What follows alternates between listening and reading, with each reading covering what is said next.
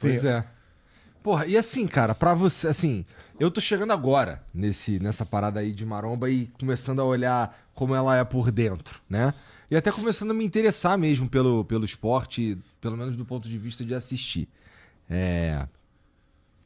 Mas eu tô chegando agora. Porra, pra mim, cara, o lance dessa movimentação que rolou aí nos últimos meses, que inclusive fudeu a gente, que a gente ia começar a fazer uma parada mesmo, um projeto mesmo, e aí veio uma tempestade de merda no meio da coisa toda e atrapalhou tudo, mas pra nós, assim, olhando, tem um cara saindo de uma marca e indo pra outra.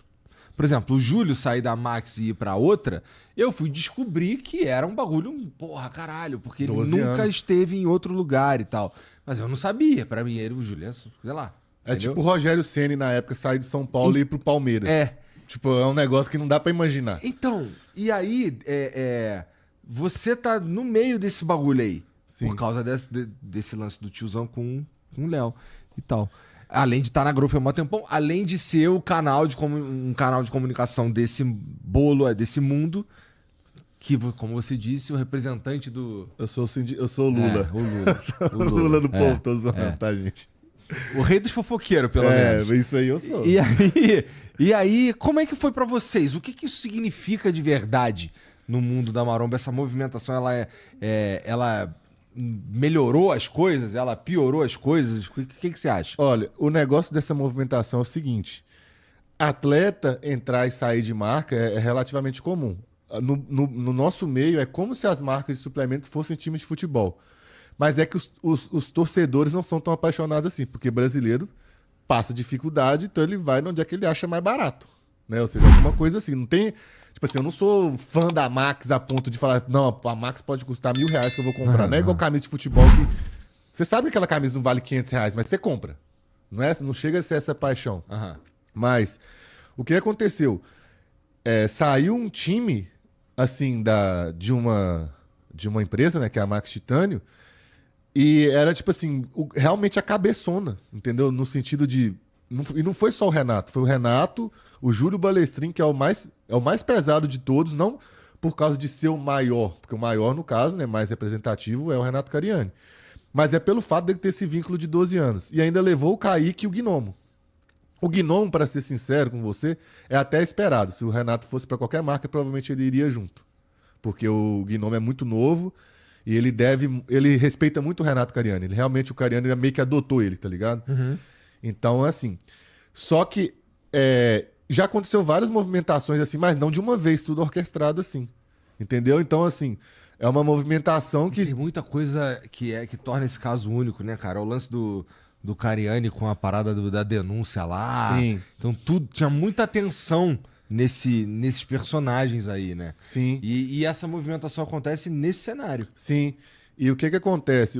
A grande ironia dessa movimentação toda é que o Renato já veio atrás de mim para eu ir para Max, a Mariane já veio atrás de mim para eu ir para Max, ou seja, que tinha interesse. Mas recentemente? Recente. Tá. E acabou que eu inverti. Interessante, cara. Tô falando assim, eu fico até sem graça porque eu converso com eles, entendeu? Eu converso já conversei bastante, agora desde que o Cariani veio pra Growth, ela não fala mais nada comigo, não. Mas assim, ela vê meus stories, eu vejo os stories dela e tal, já conversei com ela, já teve vezes que ela me ligou porque eu tava usando a logo da Growth em cima do Ramon, aí ela falou pra não usar mais, não sei, ou seja, tinha contato. E eles tinham interesse realmente de eu ir pra Max Titânio pra eu fazer esse trabalho que eu faço usando a camisa da Max. Só que eu falei, cara... Vocês podem me oferecer o salário que vocês quiserem. Eles me ofereceram, na época, coisa bem mais alta pelo menos por alto. Não chegou a fazer uma proposta. Mas, assim, por alto, eles me ofereceram um negócio que era 3 vezes mais do que eu ganho hoje na Growth. Falei, cara, vocês podem oferecer o dinheiro que vocês quiserem. Eu não saio.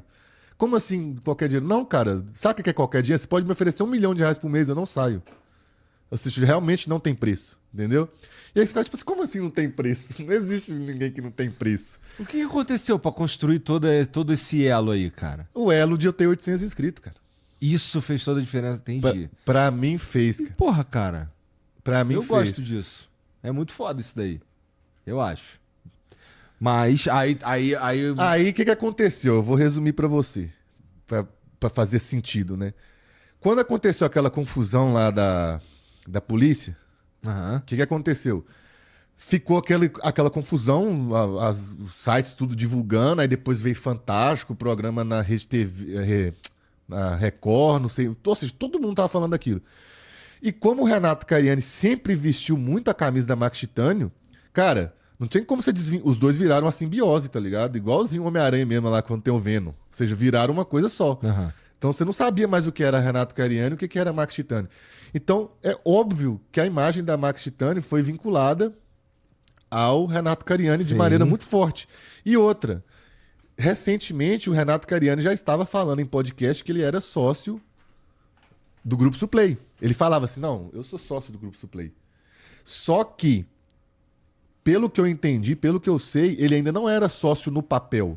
Mas era uma conversa que estava muito adiantada. A ponto de o próprio pessoal da Suplay tratar ele como sócio. Chegar na comissão de venda lá e tal, e apresentar ele assim. Então, assim, já tava um negócio... Como é que tu sabe disso aí? Eu sei disso aí porque eu tenho meus contatos. Tá, então você via... Os caras via rolar e eles te falavam. Sim. Tá bom. Não foi uma só pessoa que me Tu falou não tá isso. Então, inventando isso. não, eu concluo que uma coisa é muito provável de ser verdadeira quando duas pessoas, pelo menos de interesse diferente, contam a mesma história. Entendeu? Ou seja, tem uma pessoa aqui que tá muito interessada que eu saiba de uma coisa. Aham. Aí essa aqui tá muito interessada que eu saiba de outra coisa. Mas as duas contam a mesma história. Eu falo assim, cara, se um tá contra o outro e estão contando a mesma coisa, é sinal que isso provavelmente é verdade. Tá bom, tá bom. Entendeu? E isso que eu tô te falando aqui é um desses casos. Tá bom. E aí, quando a imagem da Suplay, principalmente da Max Titânio, ficou muito vinculada ao Renato Cariani, eles foram obrigados a tomar alguma atitude. Que foi quando saiu aquela nota, o próprio Renato já esclareceu que ele sabia da nota, mas ele não concordou. Podcast recente, ele foi lá no Monstercast, que é um podcast maromba, ele falou, cara, eu dei pra eles, tipo assim, 3 alternativas. Ó, vamos falar desse jeito aqui? Não. Vamos falar desse jeito aqui? Não. Vamos falar desse jeito aqui? Não. Aí o pessoal lá do Grupo Suplay falou assim, não, o pessoal do jurídico falou que tem que ser desse jeito aqui. Aí ele falou assim, beleza, então vou fazer o quê? Só que isso realmente magoou ele. Pelos vídeos que ele estava falando, quando ele veio aqui no Flow e ele falou disso. Falei, mano, ele não gostou, porque ele falou bem da Oficial Pharma, falou bem da Army, e quando ele foi falar da Max Titânio, ele falou, eles deram uma cacetada. Ah, não, com certeza. Ele não Porque, gostou, querendo né? ou não, cara, ele ficou como mentiroso. Porque é aquele negócio, cara, vamos supor, faz de conta que você, na época, você e o Monark, vocês eram sócios, mas só de boca. Aí depois dá um BO daquele lá, você fala assim, não, o Monark nunca foi sócio nada aqui, não, o Flow é meu. É tipo isso, tá ligado? Entendi. Entendeu? Então, por mais que não tinha nada escrito, dava pra ver que a conversa estava avançada. E igual eu falei, o Renato sempre desabafou comigo. Tu acha que foi isso o principal motivo dessa dança das cadeiras Sim, aí? cara, esse foi o principal motivo. Porque, cara, imagina você tá ali há quase 4 anos e desde o comecinho você já tinha essa esperança. Mesmo que eles não tinham prometido nada, aí ele já entrou assim, então, eu vou entrar nessa empresa aqui, vou revolucionar tudo, vou dar meu sangue, e eu tenho certeza que daqui uns 2 anos eles vão querer que eu seja sócio, porque, pô, ela faturava X e agora tá faturando 5X. Tô dando um exemplo, eu inventei esses valores aqui. Tá. Então a pessoa vai criando. Já viu aquele filme que Quero Matar Meu Chefe? Você já viu esse filme? Não. Mano, esse filme é muito bom. Mas enfim, então não dá pra te dar esse exemplo. Não. Tá. Mas enfim, o cara vai criando essa expectativa. E depois essa expectativa foi cumprida quando apareceu essa conversa. Fala assim, não, a gente vai fazer isso no final do ano, vamos fazer tal coisa e tal.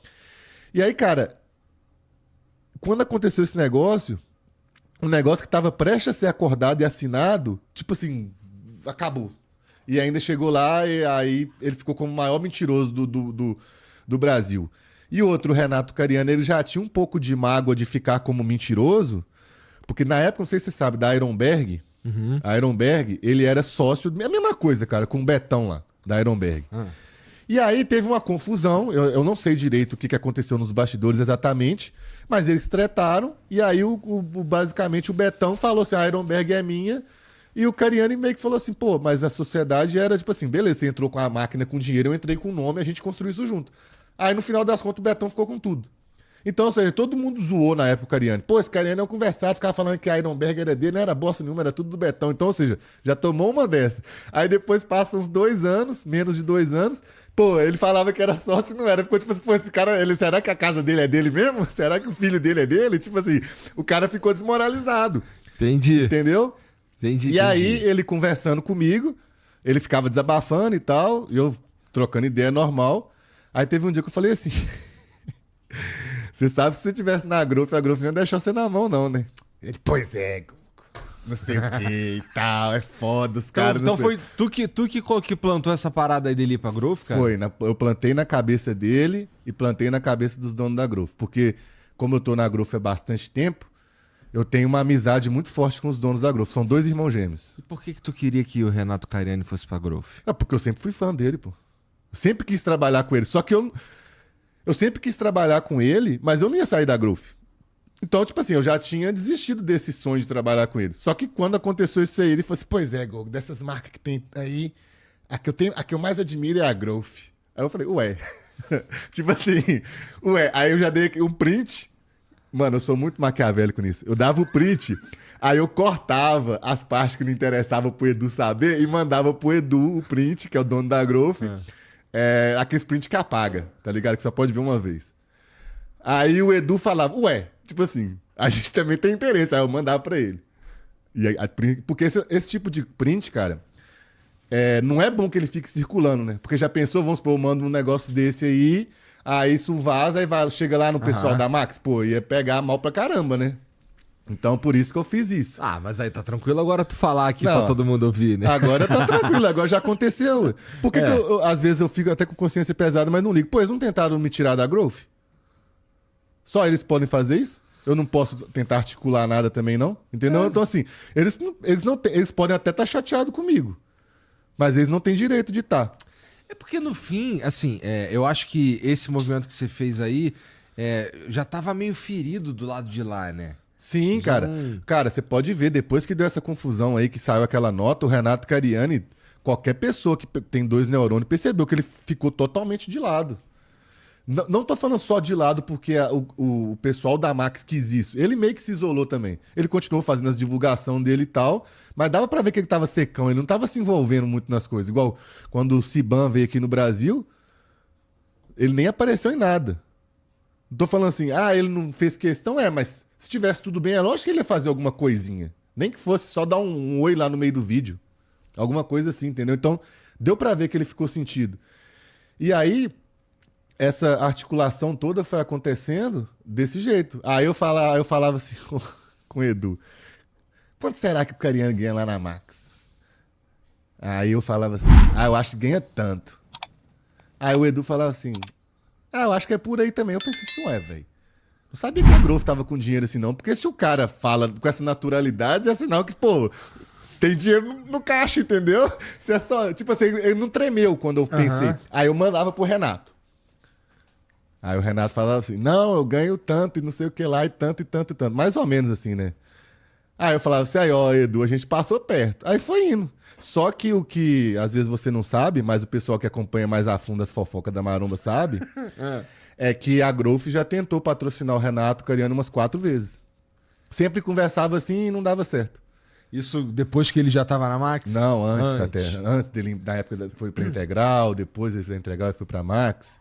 É que assim, esse movimento, eu consigo entender essa cautela aí pra dar essa pesquisada, não sei o que, pra ver como é que funciona.